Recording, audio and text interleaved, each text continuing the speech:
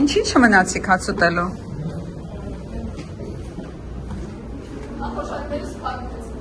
Հա, ձեր խորժակը փակեց, Փաշինյանն այնտեղ էր, դրա համար հրաժարվեցիք հաց ուտելուց։ Հա, տեղ չկար։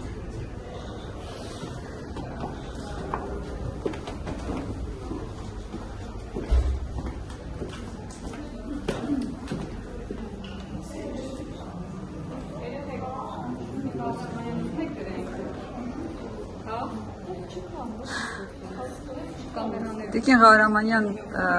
ձեր ֆրակցիայի անդամները ուզում էին գնալ հաց ուտելու քիչ առաջ, բայց Փաշինյանը ներքևում էր եւ հետ դարձան կես ճանապարհից։ Հիմա որտեղ որ Փաշինյանն է, ձեր ներկայությունը պիտի բացառենք։